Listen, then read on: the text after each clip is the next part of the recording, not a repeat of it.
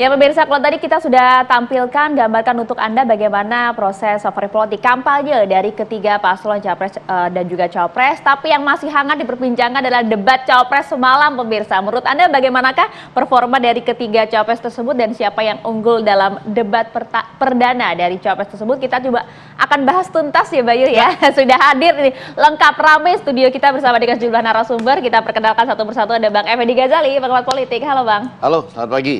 Selamat pagi. Apa yang kita bicarakan terjadi ya? Itu dia. Kemarin prediksi-prediksi Bang Ege kita akan bahas lagi. Saya mulai dengan welcome to the Gibran Show ya. Masih ingat sampai kan? di situ dulu ya Bang ya, sampai di situ dulu. Dan juga sudah hadir ada beberapa juru bicara dari masing-masing tim pemenangan. Ada Bang Muhammad Khalid, juru bicara Timnas Anies dan juga Muhaimin. Selamat pagi Bang, Assalamualaikum. Selamat pagi, Assalamualaikum. Waalaikumsalam. Hadir juga ada Bang Emil Dadak, juru bicara TKN Prabowo Gibran, sekaligus jubir Gibran ini ya. Halo Bang, selamat pagi. Pagi, Assalamualaikum. Ya, dan juga Patria Ginting, juru bicara TPN Ganjar Mahfud. Selamat pagi semuanya. Oke. Sebelum kita bahas lebih dalam, apalagi Bang Ege kayaknya udah nggak sabar gitu. Dan saya selalu sabar kalau Catatannya udah banyak soalnya nih. kita gembira. tampilkan dulu ya salah satu cuplikan di debat Cawapres yang berlangsung tadi malam. Baik, terima kasih. Karena Gus Muhaimin ini adalah ketua umum dari Partai PKB. Saya yakin sekali Gus Muhaimin paham sekali untuk masalah ini. Bagaimana langkah Gus Muhaimin untuk menaikkan peringkat Indonesia di SGIE? Terima kasih. SGIE. Cukup Bapak? Bapak Gibran cukup? Cukup. Baik, silakan. Bapak Muhaimin untuk menjawab, waktu Anda menjawab 2 menit, kami persilakan. Terus terang SGIE saya nggak paham, SGIE itu apa? Tenang. Stop. Ada lagi pertanyaan atau ini waktu Anda untuk memberikan jawaban, waktunya 2 menit. Oke. Kalau Anda menggunakan untuk bertanya, waktu akan habis. Tidak apa-apa? Tidak apa-apa karena Oke. saya tidak pernah mendengar istilah SGIE itu. Siap. Waktu Kami persilakan. di stop, kita alihkan ke Pak Gibran.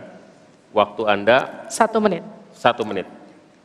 Baik, Gus, kita kan sedang fokus mengembangkan ekonomi syariah, keuangan syariah. Otomatis kita harus ngerti juga masalah SGIE. SGIE itu adalah State of Global Islamic Economy. Misalnya sekarang yang sudah masuk peringkat 10 besar adalah makanan halal kita, skincare halal kita, fashion kita. Nah, itu yang saya maksud, Gus. Dan ya mohon maaf kalau pertanyaannya agak sulit ya, Gus. Terima kasih. Harap tenang. Tenang. Mohon kerjasamanya. Waktu Anda, Pak Muhaimin, 1 menit untuk menanggapi. Terima kasih. Memang pertanyaan ini sungguh penting karena Indonesia dengan jumlah umat Islam yang terbanyak di dunia, sekaligus bukan saja sebagai pasar ekonomi syariah, pasar pariwisata halal, pasar perbankan syariah, tetapi sekaligus punya potensi menjadi pusat ekonomi syariah dunia. Nah, posisi kita yang masih di bawah ini membutuhkan langkah-langkah penting agar yang disebut SGIE ini menjadi kita menaikkan peringkat kita. Ada beberapa hal yang bisa kita lakukan. Yang pertama, yang harus dilakukan pemerintah adalah menyiapkan seluruh perangkat regulasi agar tumbuh kembang seluruh industri halal, termasuk bagaimana membantu sertifikasi secara murah bahkan gratis, terutama bagi UMKM kita. Habis waktunya. Oke, ingat momen ini tadi malam? Oke. Ya. Seru nih kalau Seru dibahas ya, nih. gitu. Tapi harus sabar dulu, karena kita break dulu ya, nanti baru kita bahas lagi saat lagi ya. Kami akan kembali saat lagi. Oke, kita langsung berdiskusi mengenai debat Cawapres tadi malam. Itu satu, apa yang kami tayangkan tadi adalah satu dari beberapa cuplikan yang terjadi di debat Cawapres malam tadi. Saya langsung ke Bang Ege. Bang, apa kesan Bang Egy ketika melihat secara keseluruhan ya? Keseluruhan dulu nih, Bang. Kita keseluruhan dulu. Kan nggak meleset karena saya di sini ya sama Maria mengatakan dan di hampir semua media welcome to the Gibran Show karena sudah lama ditunggu-tunggu ya kan dianggap bahkan konsultannya saya anggap sudah mungkin sebulan yang lalu akan meletakkan pada orang menyebutnya posisi underdog tapi saya katakanlah posisi yang relatif rendah sehingga ada teori management of expectation dia akan terlihat tampil sedikit saja bagus, sudah bagus, apalagi bisa tampil seperti kemarin. Jadi terlihat lebih tinggi lah, lebih gemilang harapannya. Pada saat yang sama sebelumnya, saya rasa mereka memperhatikan Grace Natali, kalau nggak salah saya dari PSI mengatakan janganlah menyerang Gibran, karena Gibran juga tidak akan menyerang yang lain. Nah ini membuat misalnya Caimin tampilnya relatif tidak keluar menyerang ya, lebih menjadi lebih normatif lah ya kemarin ya. Penampil yang manis. Prof Mahfud mengikuti kemudian ya, agak keluar juga dengan beberapa katakanlah perbandingan. Tapi yang mau saya katakan secara umum memang ya, ini harus objektif nih kalau yang menilai. Saya harus mengatakan bahwa debat cawapres pertama kita itu Gibran unggul dengan caranya sendiri, dengan gayanya sendiri, atau Gibran unggul atau menonjol dengan gaya yang berbeda dibandingkan debat capres yang pertama. Nah, kalau boleh sedikit lagi, gaya yang berbeda itu adalah, jadi saya setuju tuh kalau Pak Prabowo ngasih nilai 9,99, tapi dengan beberapa pengurangan. Jadi tetap tinggi dengan beberapa pengurangan. Pengurangan yang pertama adalah, saya nggak tahu, boleh nggak sih orang jalan keluar dari podium? Itu dipersoalkan oleh Mahfud MD, saya nggak tahu peraturannya seperti apa. Jadi pengurangan yang pertama itu boleh jalan atau enggak? Tapi kan tidak mengurangi esensi sebenarnya ya? Enggak, tapi kan maksudnya ada aturan nggak gitu. Sama yang kedua, yang begini pasti terulang dan itu saya rasa mestinya nggak boleh ya.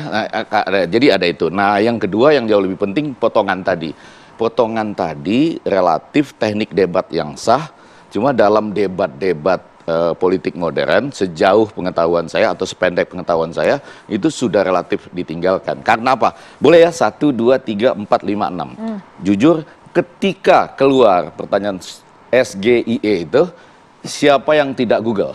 Dan terakhir kita berenam. Saya sih Google semalam. Langsung Google sih. Langsung Google. Kalau saya memang ngurus ekonomi syariah. Tahu ya? Tahu ya itu. Jangan-jangan anunya pelatihnya nggak apa-apa. Google berarti dari 1, 2, 3, 4, 5, 6 Google. Orang Google. Bahkan sekarang saya kasih coba contoh yang lain ya, yang kurang lebih sama. ISEF atau ISEF. Ya itu kan Indonesia Syariah ISEF, Economy iya. Fest. Iya, nah dia yang tahu, yang ini. Tahu. Iya, jadi artinya ada yang lebih dekat sama kita, ada yang jauh dari kita. Kurang lebih teori ini mengatakan, masa di dalam diri kita tahu ada 1 juta istilah ekonomi misalnya. Nah ini tampil 2 kali dalam penampilan Gibran ketika teorinya sanggah menyanggah, dua-duanya itu loh. Ingin menanyakan, Anda tahu nggak istilah ini gitu. Ya kan, bukan pada bagaimana Anda mendalaminya, pertama kalinya Anda tahu nggak istilah ini? Sah-sah saja kan? Sah. Artinya apa sebenarnya? Sah, ya artinya ini adalah satu debat yang sah yang harusnya bisa diantisipasi. Ada teknik menjawabnya juga. Tapi mungkin karena sudah lama ditinggalkan, orang ini nggak mempersiapkan diri untuk itu. Pelan-pelan saya katakan, walaupun ini sah, Gibran itu menonjol dengan gayanya sendiri sama seperti ayahandanya. Di 2014 keluar istilah yang namanya TPID, ya kan? Dan Pak Prabowo nggak tahu waktu itu, tim pengendali inflasi daerah. Lalu di 2019 keluar lagi, yaitu startup unicorn. Nah Pak Prabowo waktu itu cuma tanya, ini yang online ya gitu kan. Jadi ini berulang teori itu untuk itu. Jadi ini bisa didiskusikan secara sangat serius. Tapi iya kalaupun disebut pengurangan nilai sangat sah gitu ya. Oke, itu ada catatan ke Bang Egy, catatan ke Gibran. Tapi untuk 2 paslon yang lain? Iya, masuk ke sana. Catatan ketiga itu tadi bahwa dalam konteks itu Muhaimin kelihatannya mencoba gimmick Slepetnomics, ya, tidak terlalu bekerja, bahkan karena keberatan di situ, Caimin itu bukan menjadi dirinya sendiri. Saya rasa Caimin sedang berusaha ke Anies-Anisan, ya seperti Anies gitu ya. Padahal mungkin yang diharapkan itu adalah Caimin tampil seperti Caimin, gaya jenakanya nggak keluar sama sekali. Gitu ya. Bahkan introduksi visi misinya yang pertama itu beberapa kali salah ucap karena mungkin lebih mau menekankan ke Slepetnomics tadi. Nah, Pak Mahfud itu dapat dalam posisi seperti biasa. Dia mungkin memperbandingkan ini tidak ada serangan-serangan langsung, tapi begitu dia menyadari ada serangan-serangan langsung, dia coba mengklarifikasi atau memverifikasi. Nah, misalnya salah satu yang menurut saya berhasil dia verifikasi, tapi nggak digunakan oleh Caimin, Gibran itu sempat bertanya ya, itu agak tinggi. Prof Mahfud, jawab aja langsung gitu. Jangan mengambang. Yeah. Gibran keluar dengan kalimat-kalimat nyata menyerang loh. Misalnya ke Caimin, Caimin, Anda tuh nggak konsisten. Dulu ikutan meresmikan IKN. Sama satu lagi, Anda tuh aneh. Ada tuh kalimat menolak IKN tapi mau membangun 40 kota lain. Jadi kalimat-kalimatnya langsung. Nah, ketika itu dilemparkan ke Prof Mahfud, ada satu pertanyaan. Ini menjadi catatan juga. Gibran menyatakan Prof Mahfud nggak menjawab pertanyaan saya. Jangan mengambang-ngambang. Tapi ketika Prof Mahfud menanyakan, ini rasio pajak mau dinaikin dari 10% jadi 23%. Itu dari PDB atau dari APBN? Tidak dijawab juga gitu. Jadi maksud saya Prof Mahfud lebih menjaga untuk tetap setia pada dia sendiri nanya, ini boleh jalan-jalan apa enggak sih sebetulnya ya? Artinya di ujungnya dia tanya, harusnya kan di podium, ditambah dengan dia mengatakan satu lagi mungkin terakhir itu adalah Prof Mahfud verifikasi juga. Ini pertanyaan karbon capture and storage ini itu pertanyaan debat keempat bukan gitu, ya kan, yang lebih dekat ke lingkungan hidup, energi terbarukan dan lain-lain. Jadi itu posisinya Prof Mahfud. Gitu. Catatannya udah dibedah sedetail mungkin. Nggak, itu kita bagi-bagi ya. Kan apa ringkasan. Ya, ringkasan. Tetap kalimatnya Gibran unggul dengan caranya sendiri. Oke, nanti kita masih ada beberapa cuplikan ya. Saya langsung ke Bang Holid. Bang, gimana menilai apa yang terjadi gitu? Karena gini, nada kekecewaan juga di-capture di media sosial tentang performa. Tidak hanya Bang Egy saja. Ya. Tadi malam saya melihat Gus Imin bersikap sebagai seorang yang apa adanya ya. Jadi menjadi lebih jujur, kemudian humble. Bahkan ini di luar. Tapi nggak kelihatan, Bang. Ya mungkin menganggap isu ini sangat serius gitu ya. Jadi apa yang disampaikan oleh Bang Egy mungkin itu sebagai sebuah feedback juga bagus. Tapi saya melihat karakter humble-nya yang lebih menonjol. Contoh begini, pada waktu tanya terkait bagaimana pembangunan di Solo itu, beliau menanyakan bagaimana nih tipsnya Mas Gibran bisa pembangunan itu bisa luar biasa di sana gitu. Itu kan karakter humble gitu dari positif beliau. Ya, narasinya. Jadi tidak langsung attacking gitu. Dan justru menurut saya ini Gus Imin lebih Solo, lebih Jawa ya dibandingkan Mas Gibran yang orang Solo, tapi sangat attacking sekali gitu. Humble tapi mancing gitu ya? Iya, ini Gus Imin nggak konsisten nih, ya gitu kan. Seperti karakter Solo atau Jawanya kok nggak kelihatan gitu dari Mas Gibran gitu ya. Tapi Gus Imin sebagai mungkin yang lebih senior, beliau mencoba untuk lebih wise, lebih bijak, lebih humble, dan lebih jujur. Pada waktu ditanya SGII, kalau harusnya bacanya SGIE ya, karena itu bahasa Inggris sebenarnya kan. Itu kan semacam seperti cerdas cermat anak sekolah sebenarnya kan. Nah itu tapi Gus Imin tidak pretending untuk mengerti gitu. Ketika ditanya seperti itu dan tidak tahu, oh saya belum paham itu. Dan beliau tidak malu untuk menyampaikan seperti itu.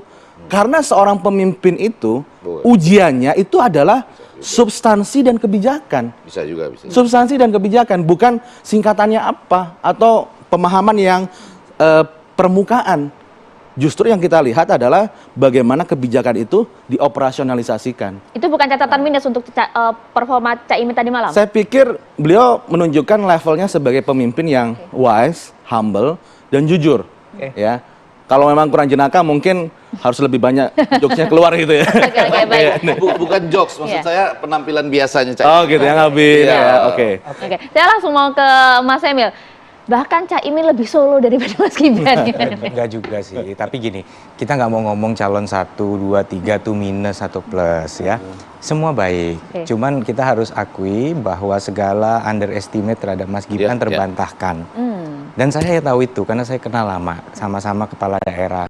Dan waktu saya masih bupati, kita mengagumi Mas Gibran sebagai tokoh yang konsisten berjuang untuk UKM anak muda. Jadi nggak ada maksud lah untuk mau bikin itu cerdas cermat atau apa. Karena kan ada clue-nya sebenarnya sebagai ketua umum PKB. Jadi top of mind-nya apa kalau ngomong PKB? Kan selama ini justru itu yang digengung-dengungkan. PKB katanya konsisten terhadap ekonomi umat, ekonomi Islam. Nah, SGIE itu kalau di kalangan kita yang memang tiap hari ngurusi ekonomi syariah, itu asumsi Mas Gibran, beliau pasti paham. Dan ingat begini, mengeluarkan pertanyaan cerdas cermat itu bisa backfire loh strateginya. Karena kan komposisinya 1 menit, 2 menit, 1 menit, 1 menit. Jadi ada kesempatan juga untuk kemudian itu dibalikin kepada yang menanyakan. Dan gitu. itu nggak dipakai. Jadi dan begini, kita sebagai pemimpin akan ada di dalam situasi yang tidak sesuai dengan ideal kita. Bagaimana kita menyikapinya. Jadi tidak ada sama sekali lah niatan untuk condescending ya, untuk kemudian menjatuhkan orang, nggak ada sama sekali. Jadi asumsinya aja bahwa ya kan ngurusi itu gitu. Jadi selalu ada ruang bagi yang ditanya untuk memberikan closing statement, untuk menyampaikan. Jadi sama dengan carbon capture storage. Itu carbon capture storage kalau di kalangan ekonomi hijau ini bukan ahli lingkungan hidup loh. Karena ada kata kuncinya, karbon. Kalau tadi PKB top of mind ini kan ngetes.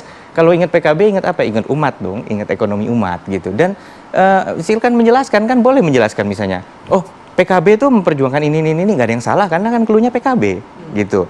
Nah, nanti tinggal silakan untuk SGIE ekspektasi Mas Gibran apa? Kan boleh, itu namanya skill, leadership skill, diplomatic skill yang silakan digunakan. Tapi sekali lagi, nggak ada yang minus kok. Nggak ada yang minus, tapi mari kita fair. Bahwa Mas Gibran membuktikan bahwa anak muda pertama capable dan kedua tidak ada kemudian diskualifikasi terhadap seorang pemimpin murni karena usia dan durasi bekerja. Jadi tinggal kembali mau bekerja keras, mau bekerja cerdas. Karena ini untuk bangsa dan ini yang dipertaruhkan bangsa loh. Karena apa? Karena argumentasi-argumentasi ini menyangkut kebijakan yang harus dilanjutkan atau tidak. Dan Mas Gibran ini dan Pak Prabowo ini paling konsisten sekarang untuk melanjutkan apa yang dicapai oleh Pak Jokowi. Jadi tidak ambivalen. Semalam sudah jelas, warnanya udah jelas. Mana yang konsisten akan majukan program Pak Jokowi, mana yang tidak. Itu aja, makasih. Ini kalau Mas Gibran menyampaikannya seperti ini, 9,9. Iya kan, cara menyampaikan kemarin loh ya, ketika berhadapan dengan Caimin dan Prof. Mahfud. Bang Patria gimana? Soal debat kemarin. Ya, soal debat kemarin. Dan catatan tadi disampaikan oleh Bang Ege. Sebenarnya gini, kalau saya secara pribadi juga ngelihat itu pas debat kemarin itu ada 2 show. 1 show melibatkan 2 aktor, 1 show 1 aktor. Yang melibatkan 2 show ya mungkin hiburan buat masyarakat, senang lihatnya. Ada dramanya, ada lucu-lucuannya dan segala macam. Tapi kalau buat kami dan saya pribadi saya senang. Kenapa? Karena Pak Mahfud fokus ngomongnya ke rakyat. Debat bagi Pak Ganjar dan Pak Mahfud adalah ngomong ke rakyat. Maka beliau bilang dalam segala pertemuannya mau dengan para ekonom, mau dengan para pengusaha yang kakap, mau dengan para rakyat. Ada satu problem soal ekonomi, yaitu adalah korupsi. Maka dari awal beliau langsung clear. Kalau yang mau melakukan korupsi, mundur wir. Cawapresnya sekarang Pak Mahfud. Mundur wir ya. Kita dengar itu dari Pak Mahfud. Dan kalau saya boleh tambahkan ada 3 hal ya. Jadi yang pertama, kalau ada yang meragukan bahwa Pak Mahfud nggak ngerti ekonomi karena dia seorang pakar hukum, itu udah selesai. Terbukti kebalikannya. Karena dia ngerti hukum, maka dia ngerti ekonomi. Karena semua yang pelaku ekonomi tahu bahwa hukum itu adalah aturan yang kita bermain di situ. Kalau hukumnya nggak benar, hukumnya nggak kuat, ekonominya juga goyang. Nah, yang kedua adalah soal yang tadi saya sebutin, bahwa Pak Mahfud menangkap dari hasil dialog dengan masyarakat. Pasti kan gayanya gitu Pak Ganjar, Pak Mahfud. Ini bukan sekedar dari pemikiran begawan-begawan aja, tetapi dari rakyat setiap kali ketemu selalu ngomongnya, Pak ini ada pungli, Pak ini ada korupsi, Pak ini ordal, nepotisme dan segala macam. Nah itu sama Pak Mahfud clear disampaikan bahwa kalau umpamanya Pak Ganjar dan Pak Mahfud jadi presiden dan wakil presiden Republik Indonesia, bukan Republik Debat ya, Republik Indonesia, maka itu akan selesai. Nah yang ketiga adalah kami sangat senang karena Pak Mahfud bijak, nggak main ofensif. Karena memang intinya adalah ngomong ke rakyat, bukan urusan pribadinya. Tapi apa yang salah dengan ofensif? Nggak ada masalah juga, tetapi kami senang aja. Bahwa Pak Mahfud itu ngomongnya bijak. Karena bagi Pak Mahfud lagi ngomongin masa depan anak muda Indonesia. Pak Mahfud lagi ngomongin masa depan seluruh rakyat Indonesia. Bukan ngomongin masa depan dirinya sendiri. Itu sih. Tadi sudah ada beberapa. Nah, Bang Ege juga mau mengomentari lebih lanjut ya. Tapi kami harus jeda dulu ya. Ini kayak 7.13. Nanti kita kembali sesaat lagi.